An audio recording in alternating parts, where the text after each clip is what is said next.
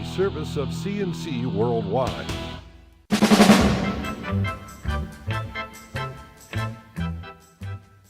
CNC podcasts are a service of CNC Worldwide. They're brought to you by the Greece Chamber of Commerce, providing more than 800 member companies with business solutions since 1984. The Seneca Nation of Indians is holding off for now on plans for a casino in Henrietta or anywhere else in Monroe County. Monroe County legislator Justin Wilcox, who represents Henrietta and Brighton, says he's received a letter from the Seneca president Barry Snyder Jr. Wilcox says the Seneca president made it clear the nation does not plan to build where it's not wanted. The residents are not very supportive of a casino in Monroe County, and I think the Senecas made it clear they really have no interest in building a casino where they're not wanted.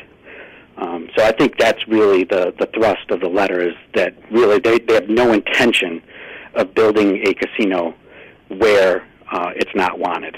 The town of Henrietta approved a resolution opposing the casino, and an anti-casino coalition backed partly by the horse racing industry has asked the county legislature to go on record against it. Monroe County Democrats unanimously nominated Congresswoman Louise Slaughter for re-election last night. Ditto State Senator Ted O'Brien, who's being challenged by Republican and former news anchor Rich Funke, and former Deputy Gary Puddup for the State Assembly seat in Greece, Parma, and Ogden, left vacant when Bill Rylick became Greece supervisor. This was Assemblyman Joe Morelli's last county convention as local Democratic Party chair. People dug into piles of mud and debris in Yates County and the village of Penn Yan Thursday as cleanup continues from this week's flash flood.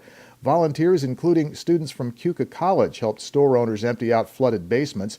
Village inspectors had to condemn a number of homes on one hard-hit street. School officials announced no classes today for the third straight day because the roads are still in no condition for school buses. Lieutenant Governor Bob Duffy toured the village Thursday. He says the state will provide financial aid to help rebuild Camp Good Days in Branchport. The summer camp for children with cancer suffered an estimated $60,000 damage from the flood, but hopes to reopen in a couple of weeks.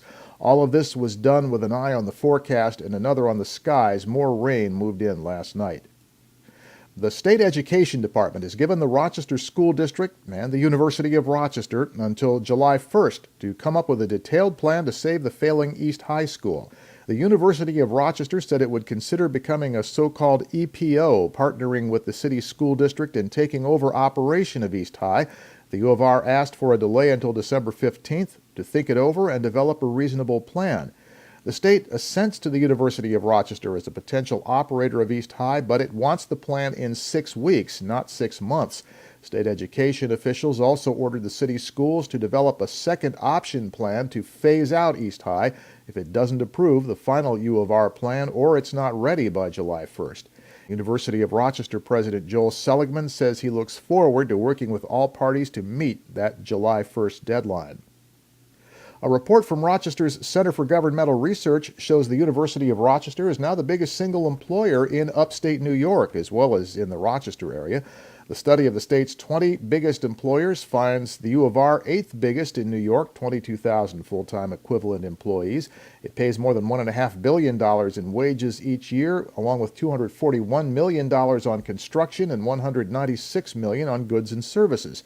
All that economic activity supports, directly or indirectly, more than 50,000 jobs around the region, generating more than $2.8 billion in wages.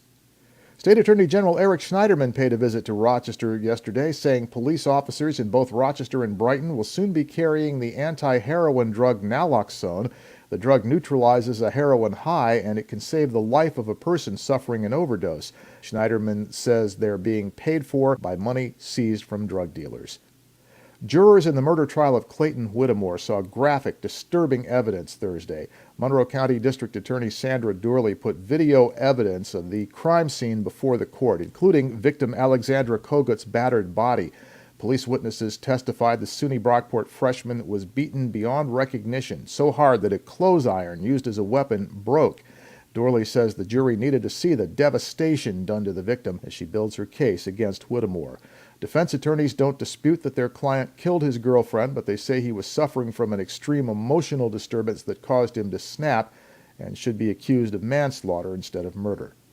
Your next CNC podcast is whenever you click on one of these pages and catch one. We post updates as necessary, and I'm Bud Lowell, CNC News.